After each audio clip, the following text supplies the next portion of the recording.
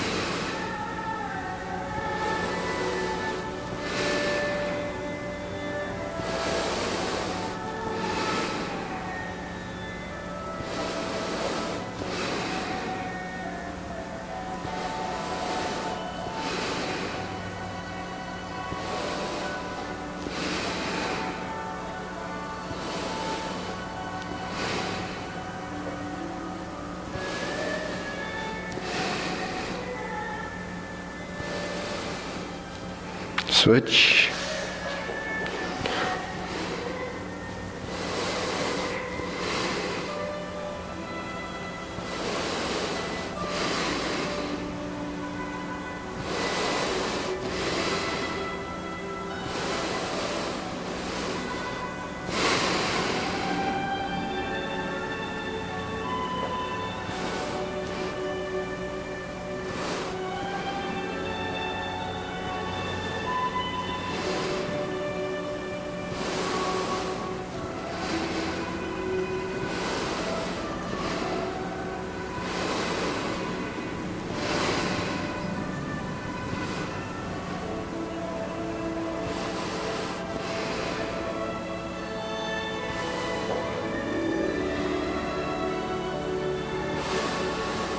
Okay, center.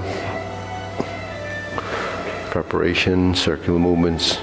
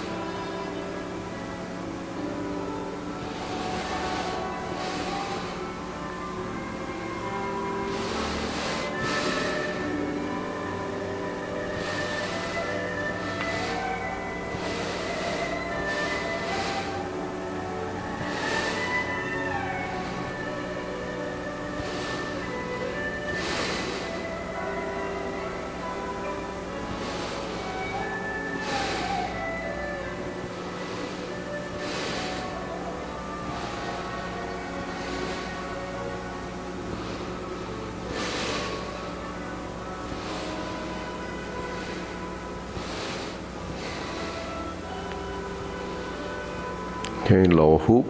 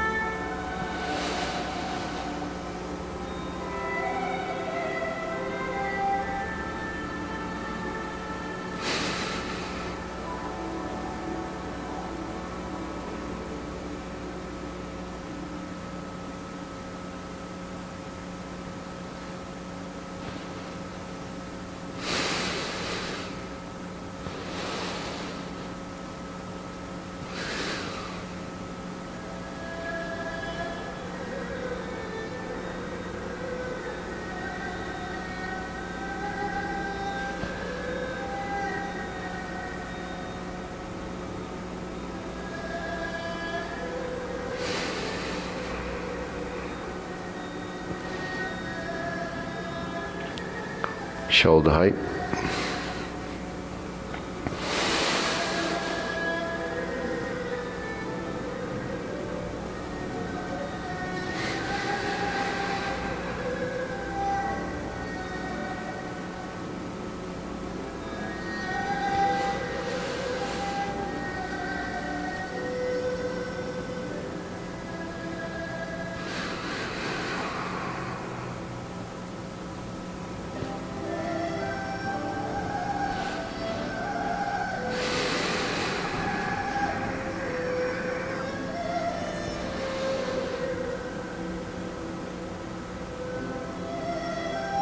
Sink your elbows.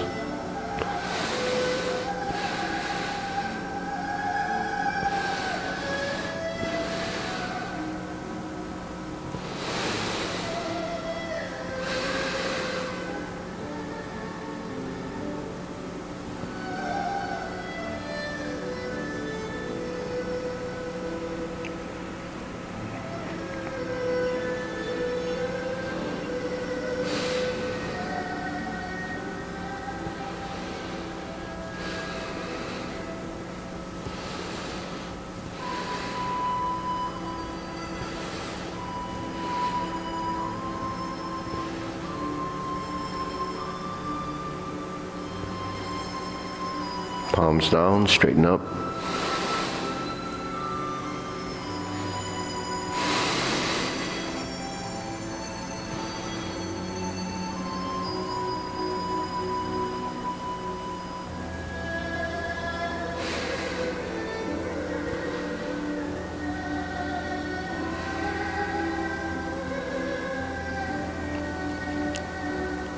Extend.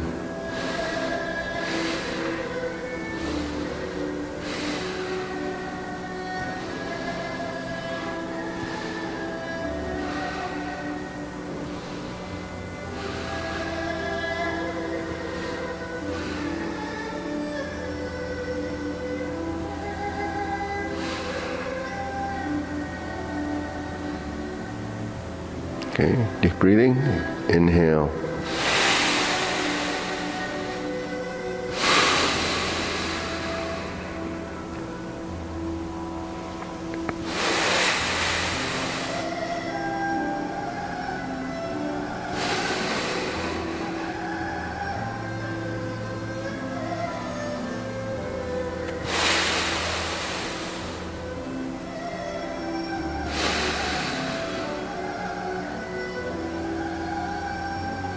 Okay, diagonal flying.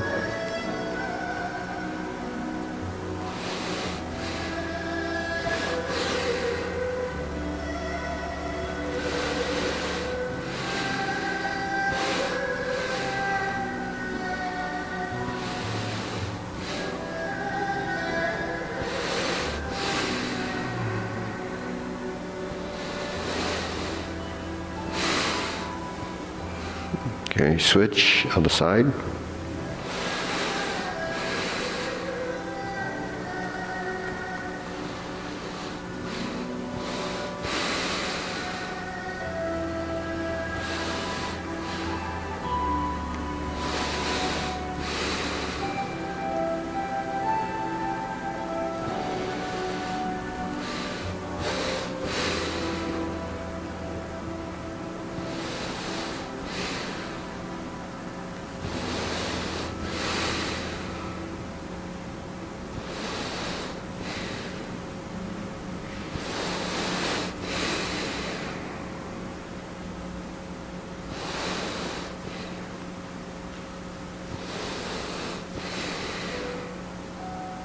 Okay, Sana. Cloud hands.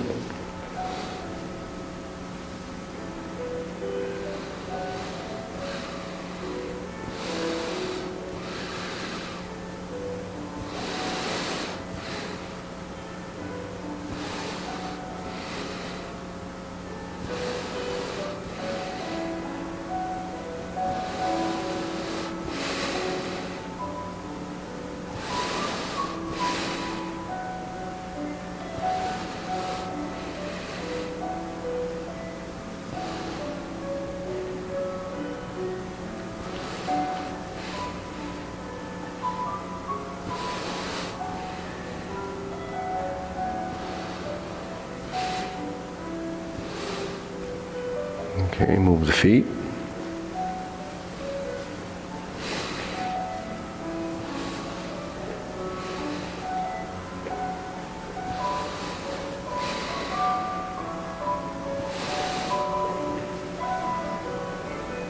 Going back.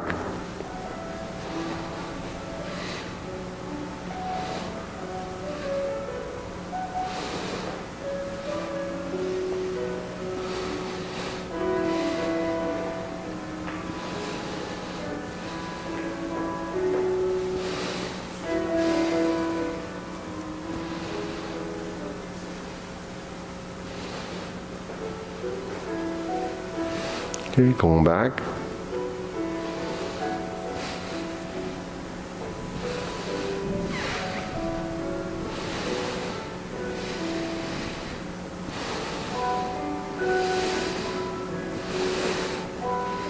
Okay, back to center. Parallel stance. Okay, deep breathing. Exhale. Inhale. Exhale. Inhale. Exhale. Okay, lower hoop. Upper hoop. Carry tiger to the mountain.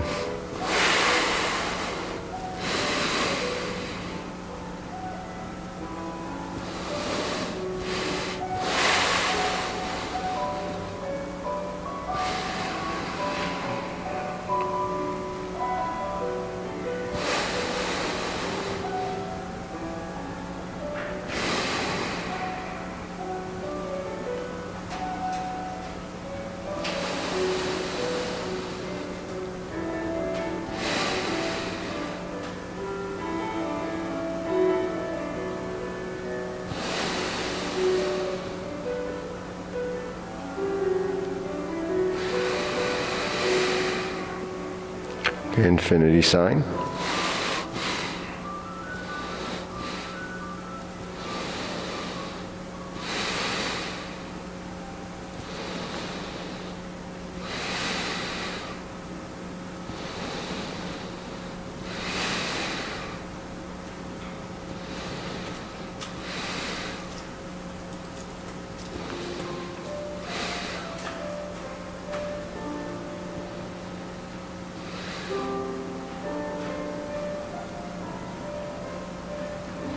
Okay, form the fist.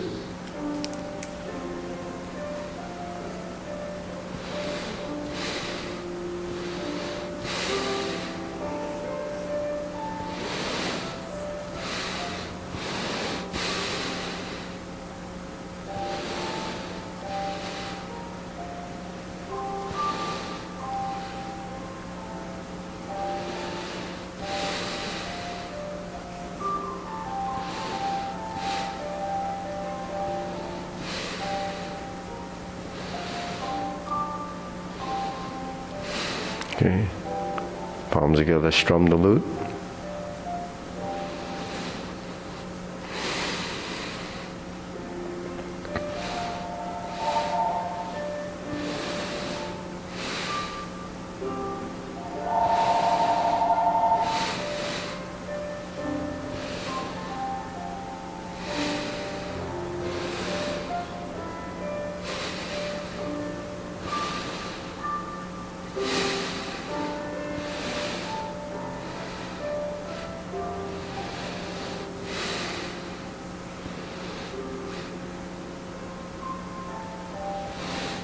Okay, turn, draw the bow.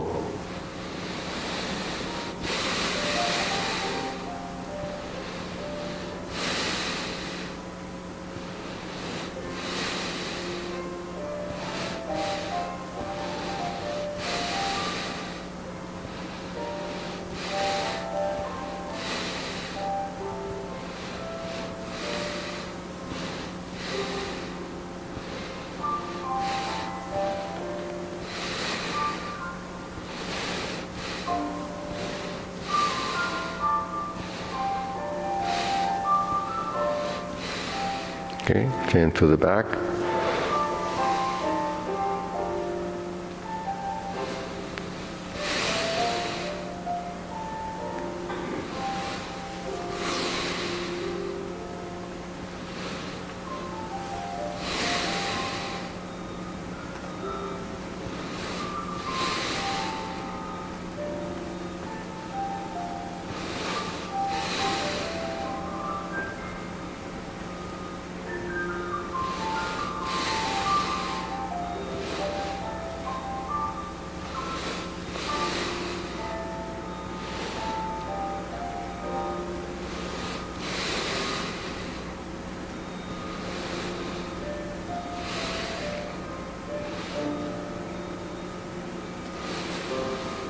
Okay, raise the hand.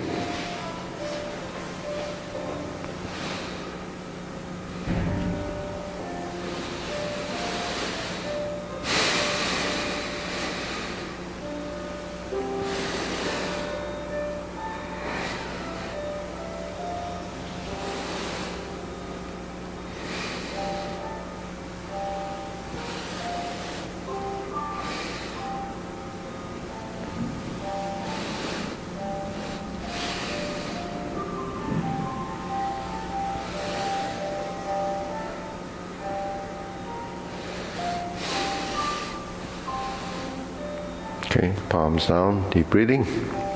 Inhale. Exhale.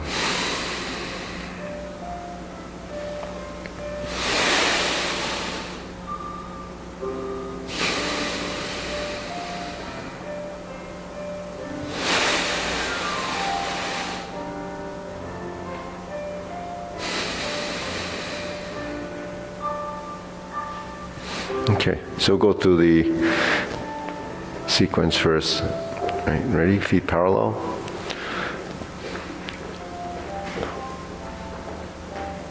Okay, ready? Preparation. Step up, left side. Horizontal press. Sit back, turn the corner. Flip the elbows.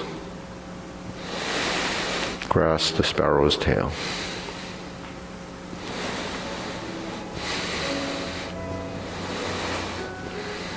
Hook your wrists. Single whip. Hold the ball.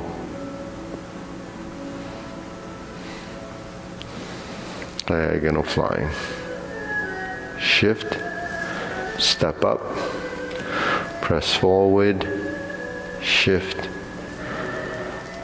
Raise the hand. Bend from the waist. Stork flaps wings. Shift. Toe heel pivot. Brush knee. Right side.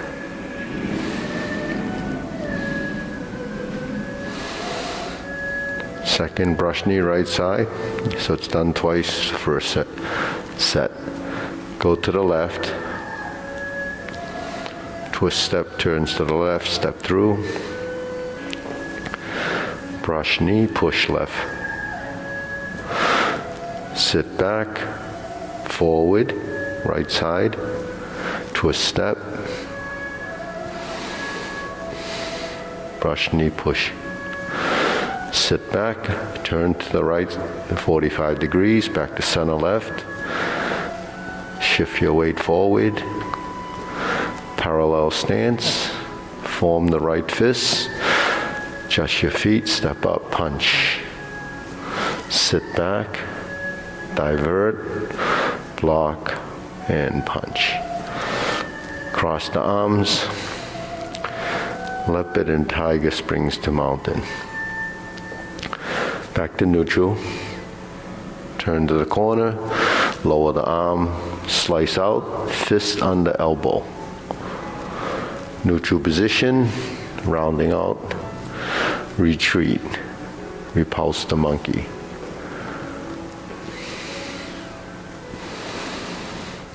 Neutral position, forward, turn to the right, straighten the back foot, shift your weight, pass through center. Sit back, forward, turn to the left.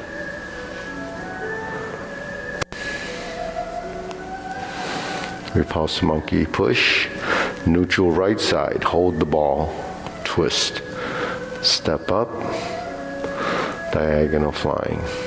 Sit back, insert the needle. Step up, fan through the back.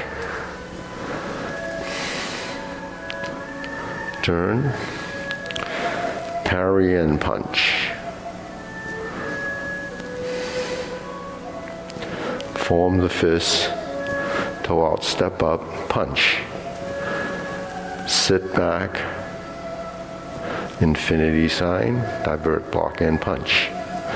Cross the arms, leopard and tiger springs to mountain.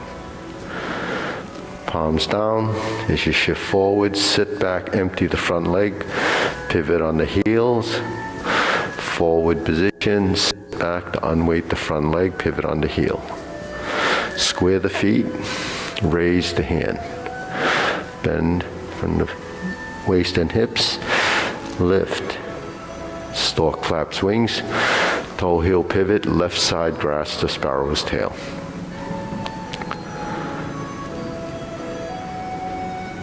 Hook your wrists,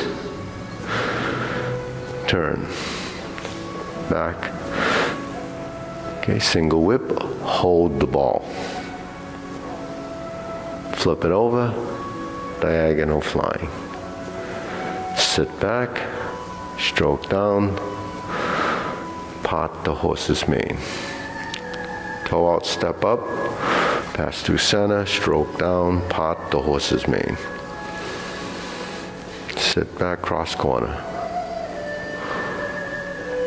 Forward, back, lift the arm.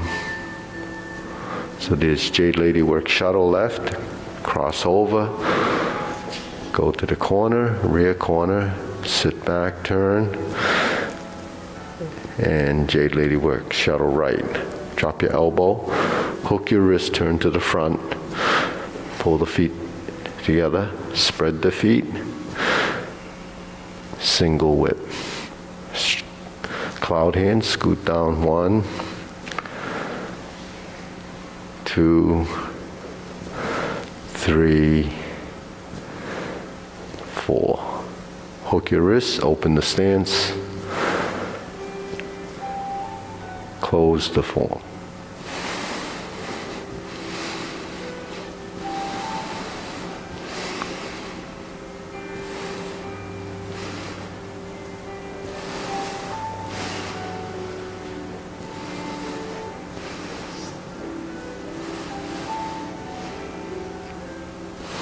Okay, deep breathing. Inhale. Inhale. Exhale. Inhale. Exhale. Okay, so, we have concepts called hand, eye, body, waist, and stance. Hand, eye, body, waist, and stance. What does it mean? Hand, eye is like hand-eye coordination.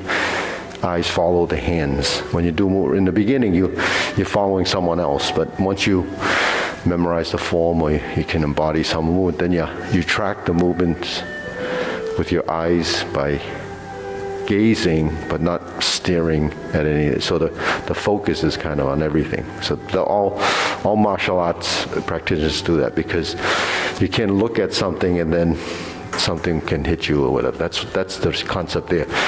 But when you follow the hands, you're actually training your eyes, and your eyes have muscles as well, right? So there's a relationship there. The body is the body positions, the postures. So you have to define the posture, and you have to finalize the position. The name of the posture is really the end movement, the end of that movement.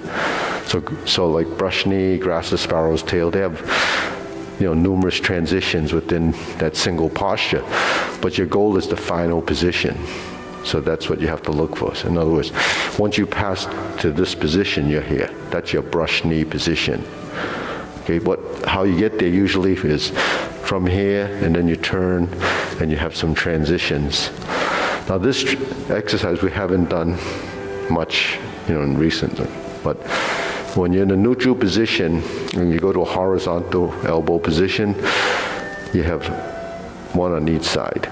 So the transition through this drill is learning to drop your elbow. And that happens as a transition in some of the postures. Where does it happen? In the very beginning, when you lift the hands, okay, preparation, and you step up. You press forward and you sit back, right? Now leave the toe down at this point and you turn and kick your heel out. So your arms, you're in this position, your legs, feet are parallel, and your weight is here. Then you push over to the other leg.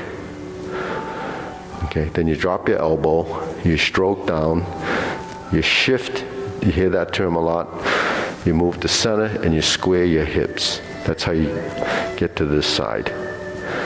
Then you go forward, and then you do the grass to sparrow's tail movement. You pivot, your feet are parallel, you merge the feet together, and you spread your feet, and you're in single width. Okay? So that's how we get there, and then you hold the ball. So this is where we flip the elbow, right? From here, when you sit back, you kick the heel out. So that's, when you're first learning it, you would just kind of consciously kick that heel out. And then shift your weight and flip. When you flip your elbows, you notice your elbows pointing down at the knee. That's a setup for position as you pass through and you square the hip. So a lot of times you hear the word shift. So what does that mean? Where does it happen? There's a shift there. Your shift is, now here you push off the ball of the foot. That's a shift. So the shift is actually when the knee pushes forward. So your ankle actually relaxes and it pushes forward. And if you continue forward, it allows you to spin. That's where you square the hip. The fault that people have is they don't go far enough forward, and then you try to step and you can't. So that's controlling your center of mass. Your weight has to be over one leg at a time. It happens here in diagonal flying. Shift is this. You move the center. That's the same transition, and you go to neutral position, which is like strum the lute. So strum the lute, when we do the form, there's a series of movements. But strum the lute is essentially the center line position, sort of an on guard position.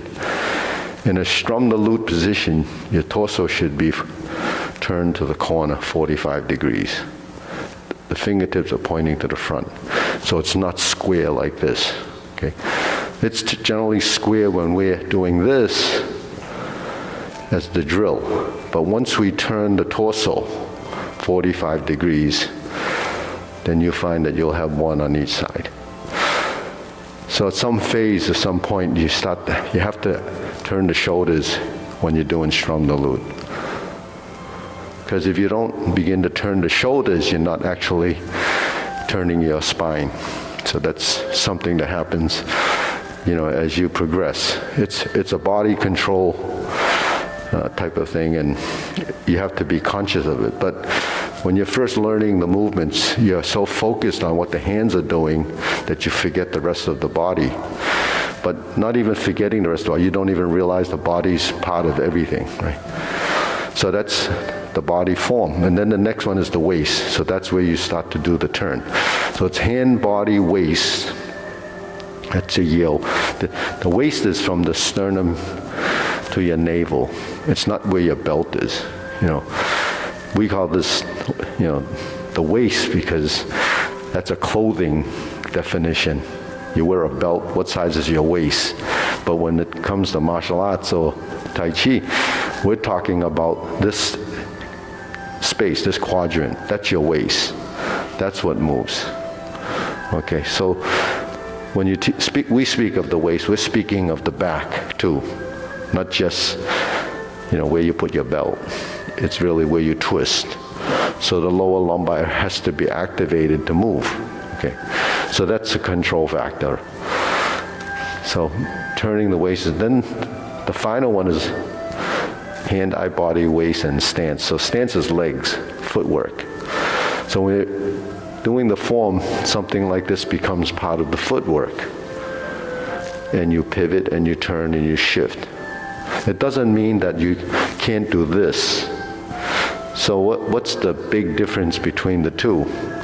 It's really positioning of the feet and how wide the stance is. If I turn like this, actually our feet get closer. So in some forms that happens too. That's called a hook foot.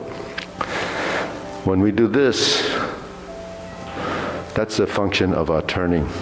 So later on, or as you progress, when you turn your hip, then the foot will pivot. Okay, so where does that happen?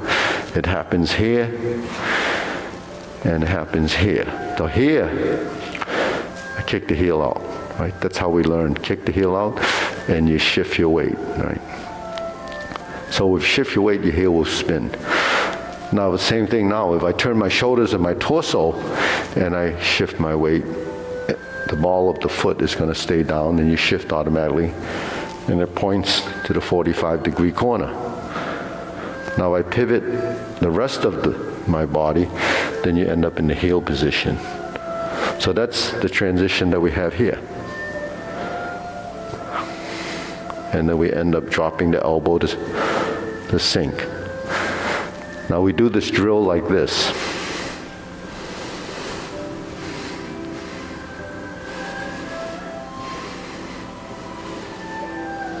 So while we're thinking of strum lute position, the exercise is really training your feet. You're learning to pivot and make that a consistent action, just like when we do the cloud hands footwork. So we bring in the footwork because you just can't train the upper body. You don't do Tai Chi sitting down. When you're doing Tai Chi sitting down, then you don't train the lower half because it's just sitting. But when you're standing, you have to train the legs because that's what controls your balance, your position, center of mass, and weight shifting. So we can't move unless we shift our weight. So if you're sitting, you can still shift your weight, right? But you feel it only in your butt because that's where it is connecting to the seat, which is ground. When we shift our legs, we do that to unweight and weight. So when you fill one side, you empty the other side. You fill this side, this empties. So that's a shift in the hip. But we're in the forward leaning position. We lower the front foot. Now, a lot of times, other than those two transitions, you should be shifting forward by pushing and straightening this leg and let the front leg yield. This would be a fault. In fact, even pushing off the toe when you make a transition, that's a partial transition. So there's where the shift is. When we're here, we're making a full transition, there's a full shift of weight going into this leg, and this leg adapts to this leg. So the relationship is between straightening and bending, but not bending on a physical level, bending as a relationship, because this is giving way to this, yielding. You know, like when you get on the highway or get off, and it says yield, that means let the other person go, right? So that's what happens to your legs. I'm going in here, it yields. When I go back, I have to relax first and then let the rear leg push the weight back like this. But you have to drop your knee first. You can't do it like this and then sink, because that sink happens late, and what ends up happening is your center of mass is going backwards too soon. Then you end up off balance. By seating your knee here and then go back, it allows it to complement the forward or the retreating motion. So this leg yields to this leg. And then once you sit back, you'll end up sitting in, it's called a sitting stance. It's a sitting stance as a transition or emptying into the empty stance. So emptying is emptying your front leg. Sitting is as if you're relaxed in a seat. You know, when you sit, you don't actually have any tension in the joints. other than sustaining you in upright position. So sitting is letting go, right? Release the tension. So that's what relaxing is. So that's all the stuff that happens in the legs. So you have to learn to shift more. This is part of progression. So saying from grass to sparrow's tail, we first set up the vertical, and then we approach the horizontal. That's your press. When you press, you push off the back leg, and you're really sustaining this position. Separate the hands and sit back. Now, because we sit back, sinking the elbow is relaxing the elbows and shoulders. Sitting into your stance is coordinating the elbows and knees. When we turn and push, that becomes something that will happen after learning it like this. No body movement, right? So in the body form, it becomes a slight circle, because our body actually creates a circle in a horizontal plane. So if you're doing pushing hands, you would realize that that's the circle that you use. When you sit back and you turn, you have to build that sort of volume in the movement. You have to fill it out by the coordinates, the XYZ axis. Forward and back, right? Right and left. Left and right. Forward or back to forward. And then it continues. So you have to build that volume as multi-dimensional movement. So that's grass to sparrow's tail. Happens a lot in the long form because it's an important posture. Yeah. Does the width of that circle, is it all your waist and not your arms? So when you're first doing movements, arms are what we see. Actually, we see the hands before we see the arms. Once you produce this circle, which is a reference to you. So you have your space, you have your circle, right? This is your horizontal geometry of position. You have your square, right? You have your triangle. So those three shapes become your reference.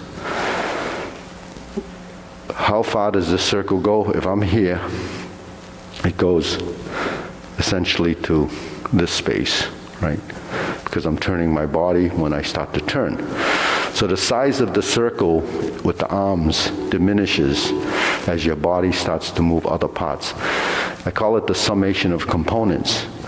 So when more components start to interact, then the movements become less, right?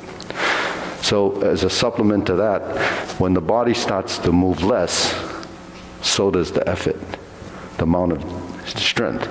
So you're learning how to regulate your strength. So that's why when we do Tai Chi, we say, use your mind intent and not strength. But really you can't not use strength. You just have to use very little strength. So how much strength do you use? We don't really know, right? We can't measure it. We can feel it. So soft movement, gentle movement becomes how you regulate it, how that feels. So the amount of strength that you use is almost effortless. Now, you see, if you do this, you see how big that is, right? So sometimes when you start to move your torso, it ends up going forward, and then your hands stay the same size, then the arms are going to be all over the place. So that's when you have to kind of pull it all in and keep the pattern, control the size as a reference, right? So the reference points, eye level or forehead level, right? Shoulder level, the width of your shoulder, and the extent of the width of the shoulders is in a straight, in a parallel. The hoop is like this, so the elbow's out here. But the elbow there If I straighten it where the elbow is, it's going to be 45 degrees. So the 45-degree space that comes into a point that's maybe a little bit behind me is your 90-degree position, and there's your center. Now if I turn like this, I created my twisted center line to the 45-degree position. So there's how you get your 45-degree parallel to, so if you're standing in an octagon, those just flats in the corner, you know, it would be like that, right? So there's my new front. Here's my original front. There's my other front. So that becomes muscle memory, because when you turn your body 45, and 45 is about the limit that most people can turn based on, you know, the range in your spine and in this lumbar area. But the thing is, if I turn my hips, then it goes further. But if I turn my hips and reach a certain point, then my feet start to turn. So all of this has to be regulated to make that 40-degree direction. So here, I don't move my feet. I turn my torso. Because if I turn my feet, then I lose my accuracy of position. So if you're in brushed knee and I turn like this 45 degrees, your feet don't move. They don't move because your joints have to relax and they disconnect, right? They disconnect. Because if I'm stiff and rigid like this, when I turn, then this is what happens. You can't actually turn your torso if you sit back like this. That's not sitting, because now you have tension here. This is sitting. You have to fold in the hip. So there's, you know, reasons for that. But when you turn, and you turn, because the hip sways from one side to the other, if I turn like this, I sit and then the leg is working together. If I turn like this, if I let my coccyx, the tailbone, move out of the position where the heel is, this is my vertical line. You see, from the top of my head, it goes through to the heel of my foot, right? That's your strength position in this position. When you turn like this, you have to either compensate and you have to shift this way a little bit in order to get your leg in the right position. So it's different from doing squats. When you do squats, you work and you have a load and you bend and you strengthen these, you know, muscles, your thigh muscles. But the thing is, you want stability there, because if you move, it's going to be, you know, a chance of injury. When we do this, the leg is moving. That's moving strength, where it doesn't stay in one position, then it jumps to the next position. When you move from one position to the next position, that's a motor skill, where the muscles have to twist and release and all this. That's a complex movement. But we can do a squat, bend our knees, and do this all day long, strengthen the thighs. But what happens when you have to turn? You can't, because you didn't train for that. You're training for that here. And you say, well, you know, we move our hips and we must be wearing out the joints, right? It's not true. You wear out the joints when you move them wrong, because of tension, because of misalignment. If you're moving your joints correctly, then they're working together. So if those three joints are working as a unit, it's going to be better than when your knee is doing what it's doing and folding, and your ankle's tight from doing lots of toe raises, and your thighs are stiff from doing a lot of squatting. But they're all separate, you know, actions, even though it's working together. But a lot of times when you squat, most people are on their toes, because when they sit down, they can't keep the heel down to adjust for center, right? So that position, as a training, becomes where your legs get very stiff. Your ankles don't want to cooperate with this when it's supposed to move, you know? So you have to understand, you know, the process. Just like holding like this. If you're lifting a lot, you get a very strong grip. The heavier it is, the stronger your grip is. But what happens when you do a strong grip in the beginning and you're not ready to lift, your arm tightens, right? It gets stiff, rigid. So you have trouble bending your elbow. So anytime there's a reactive force, the muscle wants to tense. So that's because you're trained to do that. So that's where the conflict of motion comes in if you're using your musculature the wrong way. So what we try to do is relearn how to move, and then you have, better functionality. So I'm not sure I understood about sometimes you sit and sometimes you don't.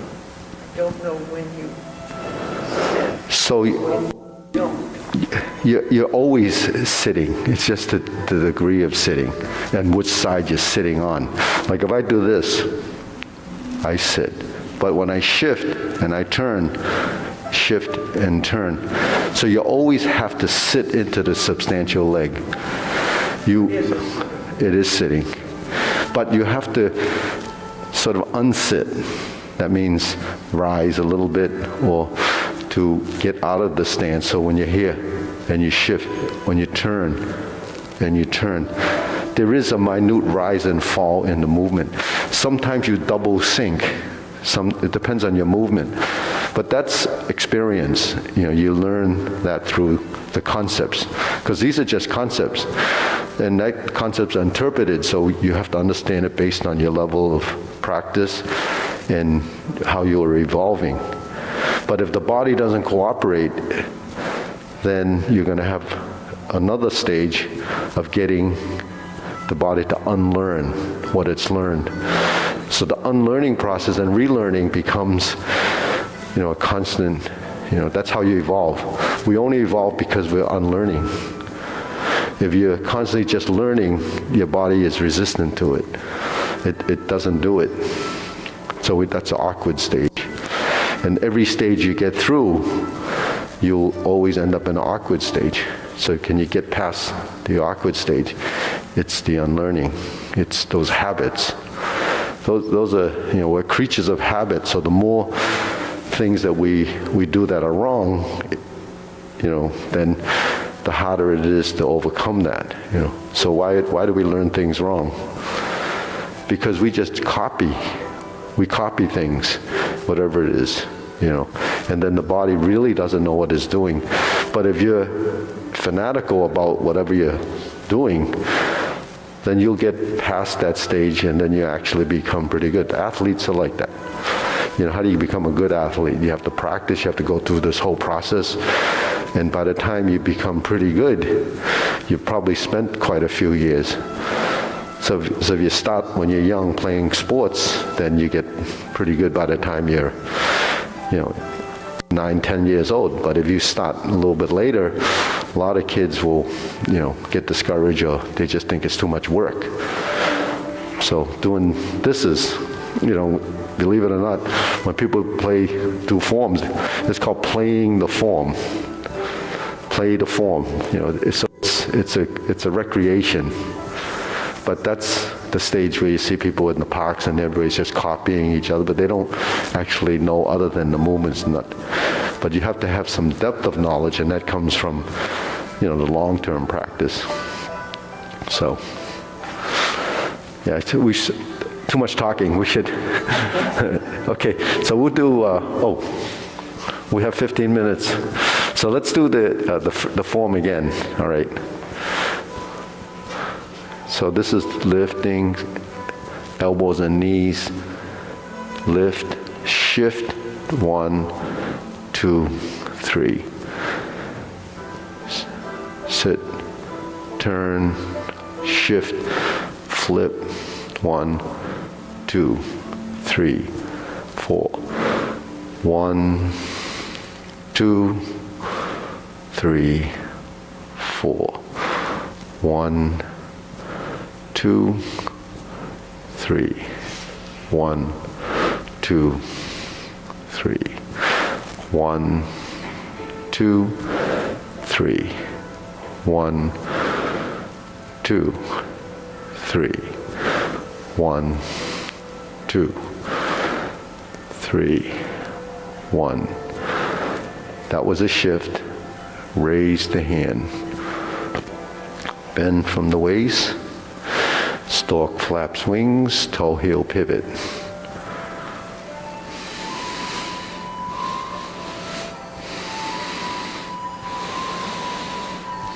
Okay, don't forget, keep the rear heel down. That becomes legs working together. Yeah.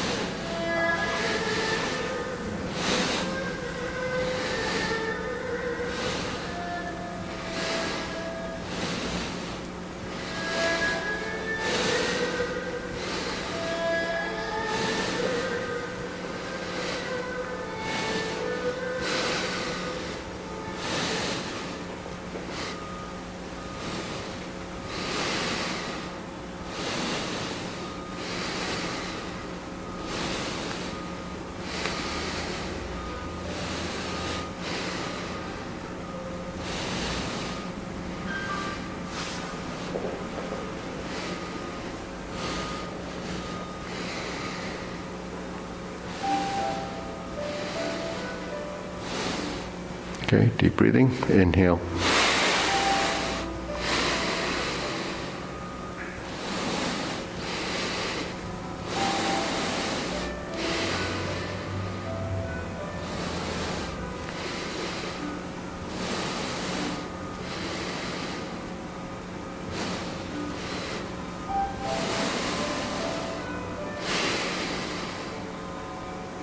Good. So every reference point that you have as a foundation motion from the warm-ups and so forth, those are critical to have good transitions as you progress to a later stage. Because all those points that could be missed have to be revisited later on, because you say, well, I didn't know there was that position or that, because it's not detected in the beginning. So it's pretty complicated stuff, but actually that's the real benefit to it, is to that process. You know, we do a movement that's like this, that's your arm, right? It's a push. But the push in brush knee is not this. That's a reach. So don't reach. If I'm going forward, my hand's going forward. If you're sitting in the car, your whole body is going wherever it's going to go. You don't have to like try to get through the windshield to get to where you're going to go, because you're moving as part of that. So the arm is part of this. So this is moving. I don't have to move my arm too much. So that's what part of the summation components. If the legs are taking you forward, don't over push.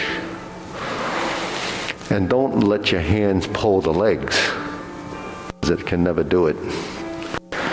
So all of that, that's a concept. Let your legs drive the movement. Once your legs drives the movement, then your hand does very little. Once you turn from this position to this, and you're turning and pushing, then it's even less, right? Because, you know, this is rotary, right? A rotation. Well, if this is a circle and I'm turning forward like this, my arm is going forward as a function of that rotation. It's the tangent of that circle, right? So if you visualize a circle, my arms are part of this. So these two ends, the circle is here. This is just the cross piece that you'd say is sort of the diameter, right? So you're here, and if I'm here, I can just turn and drive with it. So when we're here, we drop the elbow and we start to go forward.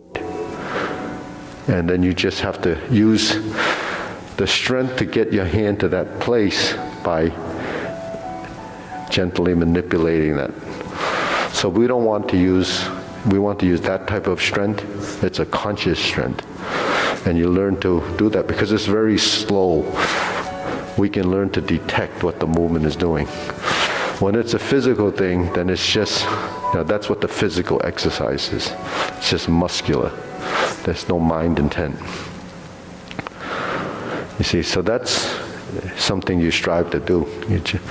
How do you get it softer? How do you get it more integrated? It's just through practice. But you have to know, the relationship to the body and the reference points. So those references, something that's, constantly being visited. We don't always, know where that hoop is, right? When we're here, we turn, we don't want our shoulder up. Jade Lady Work Shuttle is one of these. We don't know where the arm is because it's going over here. So sometimes Jade Lady Work Shuttle looks like this, right? Because this is tight. But that's your circle. That's your circle. That's your position. It looked like it moved. Well, it did because I turned. But I didn't do this. So that's excessive. So you have to learn to sort of dial it in. Yeah. Manako? Yeah, so if you, that's what this is, right? Go up, that's your position. That's your position. That's pretty close to stork flaps wings too. So we constantly do this. That becomes muscle memory. So then when you go through the form, you don't have to pay attention to it eventually because it's already ingrained in your system. So that's how we learn. That's part of, the proprioception that we have is not just position and space standing. It's all around you. Your system knows, can identify it. All right, we'll bow. Okay, salute. Tai Chi 101. What's great, I'm still learning. Well,